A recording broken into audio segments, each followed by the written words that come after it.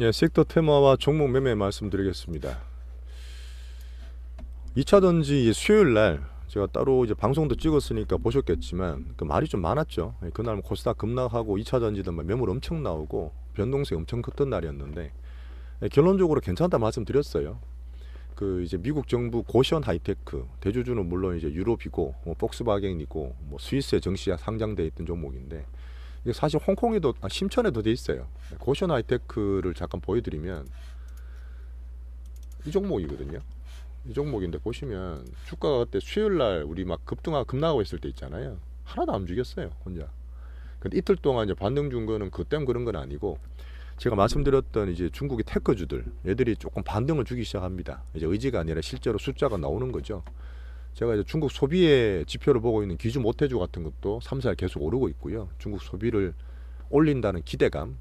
그다음 BYD, CATL, 텐센트, 바이두, 알리바바 보시면 다 머리 들고 있죠. 이런 면이 이제 중국의 테크주들이나 이제 부양책에 대한 기대를 반영한다 보시면 됩니다. 2차 전지는 그냥 해프닝으로 보는 거고 앞으로 좋아지는 안정화되는 과정 보시면서 종목을 잘 고르시면 돼요. 계속 말씀드리니까 걱정하지 마시고요. 반도체는 여전히 제가 AI 성장 스토리 내에서 엔비디아 기준으로 보고 있는데 엔비디아가 워낙 실적이 좋다 보니까 이제 관련주로 묶여있는 우리나라 하이닉스가 지금 상당히 괜찮습니다. 좀 더 오르고 삼전은 지금 박스권 좀 갇혀 있잖아요. 같이 좀 보고 있는데 삼전은 지금 오히려 반도체 쉬고 있죠. 지금 보면 2, 3주째 그냥 박스권 쉬고 있고 오히려 이런 것들이 종목 장세는 좋습니다. 그죠? 지수는 괜찮은데 오르지도 않고 빠지지도 않고 있는데 이런 것들이 있을 때 종목들이 돌아가거든요. 뭐 지금도 그렇게 하고 있습니다. 하이닉스는 조금 더 강한데 일단 보고 있는 상태고 엔비디아 때문에 조금 단기로 부담을 느끼고 있습니다. 제가. 그리고 이제 소부장 종목들이 제가 말씀드렸던 이수페타시스라든지 레이크, 모티리스 같은 게 막 올라오고 있잖아요. 그런 것들 너무 아쉬워하지 마세요. 제가 시장 보면서 언제든 종목은 잡을 수 있습니다. 하지만 제가 전체적인 이 반도체 시황 때문에 아직은 포션을 안 넣고 있는 거니까 계속 제가 보고 있다 보시면 되고 소부장 선별을 하고 있습니다. 제가. 자, 그다음 엔터는 제가 하이브를 사드렸잖아요. 하이브는 오늘 참 BTS 10주년 공연이 여의도에 있답니다. 오늘 보니까 주산 한 75만 명까지도 몰릴 수 있다고 그러는데 뭐 전 세계에서 다 온다 그러더라고요. 혹시나 근처 사시는 분이나 가시는 분들은 안전에 특히 주의해 주십시오. 뭐 사람 많은 데는 이제 조심해야 되지 않습니까? 그죠? 하이브는 뭐 30만 원 안착되는 과정이나 저는 보니까 포션 들고 있는 거는 계속 홀딩해 주시면 돼요. 자, 그리고 지수는 계속 말씀드렸던 부분은 있는 분도 계시고 혹시 없더라도 제가 지수 보는 측면에서 12630, 233740 환율과 정시가 되게 중요하니까 연관성 크니까 26160 요번에 타이밍 계속 말씀드렸는데 뭐 제가 매매돈 팡팡하고 뭐 주식 비중 실어서 하는 거지만 이런 것들 사실 갖고 있으면 지수를 이기는 투자, 지수의 곱하기 2배잖아요. 그러다 보니까 지수를 이기는 투자를 가장 기본으로 할 수 있는 포션이니까 한번 제가 타이밍 될 때 말씀드리면 좀 관심을 좀 가져주셔서 좋습니다. 자, 계속 말씀드렸던 부분이고 이것도 말씀드렸던 부분이죠. 달러 약세. 이번 주에 종목 매매를 장으로 가면서 제가 수목금 좀 쉬었는데 그 전에 좀 했죠. 목금을 좀 쉬었네요. 자, 코스모 신소재는 제가 오픈도 하면서 말씀드리고 있는 종목인데 뭐 지금 5일선 따라 팡팡 가면 좋겠지만 살짝 쉬는 구간에 있다. 그냥 계속 말씀드렸던 바닥 밴드에서 이제 저점 매수하는 거 보고 있다. 뭐 신용이나 이쪽이 조금 보고 있는 타이밍이 있는데 아직 괜찮습니다. 일단 계속 홀딩하시면 돼요. 자, 포스코홀딩스는 요번에 제가 방에서 한 분을 이걸 팔았어요. 제가 사실 요번에 39만 원대 팔고 종목으로 돌려드린 데 있습니다. 하지만 전체 2차전지 보는 측면에서 제가 이제 외국인 수급 얘기 드리면서 언급 드리고 있는 종목이고요. 참 하나 중요한 거 있어요. 어제 LG화학이 있죠. LG화학이 이것도 좀 빨리 나왔어요. 제가 에코프로 같은 거 보면 에코프로 머티리얼스 같은 비상장 주식이 좀 빨리 상장될 수 있다 말씀드렸잖아요. 그런 것들이 상장 영향을 주고 에코프로 주가에 영향을 주는 종목인데 LG화학이 이거 LG엔솔의 지분을 81% 들고 있습니다. 81% 들고 있어요. 근데 이게 작년 재작년 이제 LG엔솔 상장할 때 물적 분할 때문에 욕 되게 많이 먹었잖아요. 엄청 먹었습니다. 그리고 나서 우리나라 물적 분할이나 주주 관련 법도 막 바뀌고 그랬어요. 어떻게 보면 우리나라 정시가 좋아지는데 일조를 한 거죠. 어쨌든 요거 먹은 건 먹은 거고 지금 2차전지 주된 양극재 주된 LG화학이 많이 못 올랐었는데 어제 좀 올랐어요. 근데 어제 끝나고 나서 LG화학 갖고 있는 지분 중에 한 3조 정도를 매각을 하겠다. LG엔솔 지분을 그렇게 해서 투자해서 2차전지를 키울 것 같은데 외국인이 사실 LG엔솔을 사는 게 있잖아요. 이게 5% 6% 들고 있는데 아직까지 항상 제가 말씀드리고 작년 하반기 때 LG엔솔 2점 몇 조 사면서 2차전지를 좋게 봤던 기준이 됐지 않습니까? 근데 LG엔솔도 좋고 LG화학이 지분 판다는 거는 2차전지에 다 좋은 거예요.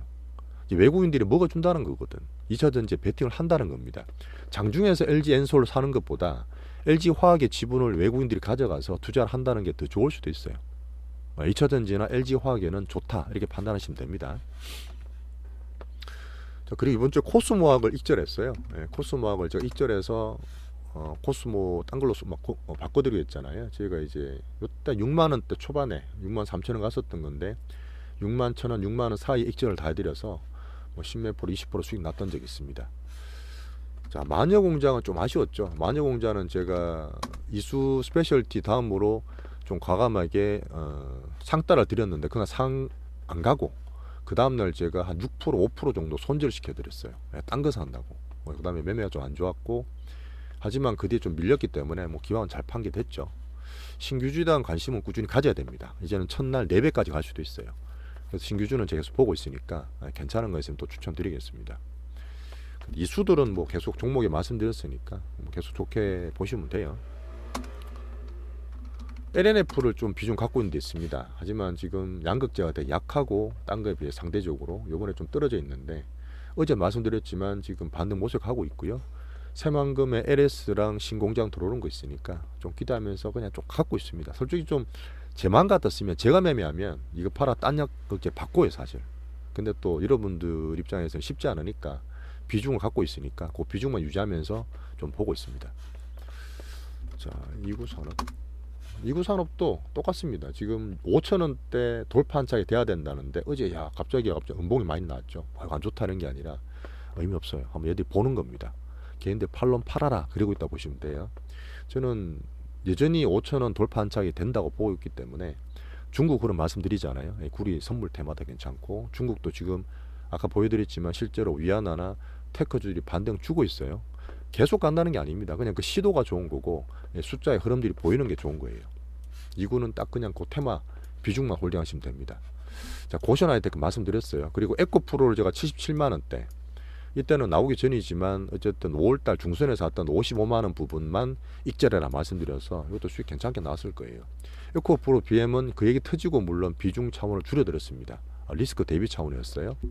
22만에 샀던 5월 중순에 샀던 거를 27만 정도 팔아드렸고 포스코 퓨처엠은 30만에 샀던 거를 38만원대 부분 익절만 하시고 현금 가지고 계시면 됩니다. 이건 제가 다시 2차전 살지 안 그러면 반도체 말씀드리고 있잖아요. 그런 쪽으로 비중 들고 있을 수도 있으니까 이런 것들 부분적으로 팔았는 것들은 현금 막 쓰지 마세요. 현금 항상 쓸 때 있습니다. 그 개인분들이 아직도 현금 있으면 무조건 주식 사놔야 돼 이런 분 안 계시죠? 이제 우리 투자하시는 분들은 현금도 정말 좋은 종목이다 이렇게 생각하시면 됩니다. 하이브는 계속 그걸 기대를 하고 있고요. 이렇게 이제 섹터나 매매에 대한 얘기를 드렸고 자, 투자에 대한 또 이번 주에 제가 느꼈던 걸 말씀드리면 종목 장세 모드로 돌아간다는 거는 우리가 본격적으로 수익을 낼 시기입니다. 저희가 사실 4월 달에 한 달, 2달 정도 쉬었잖아요. 장이 좀 안 좋고 2차전지 물려있을 때 이제 반등을 주고 아까 말씀드렸던 환율과 달러 같은 환율이 금리가 너무 좋아요. 이제 종목 장세로 들어갈 수 있습니다. 미국이 살짝 쉰다 해도 우리나라는 좋아요. 올해 초 1분기 때 많이 겪어보셨잖아요. 미국 비빌대가 안 좋을 때 우리나라 안 좋았습니까?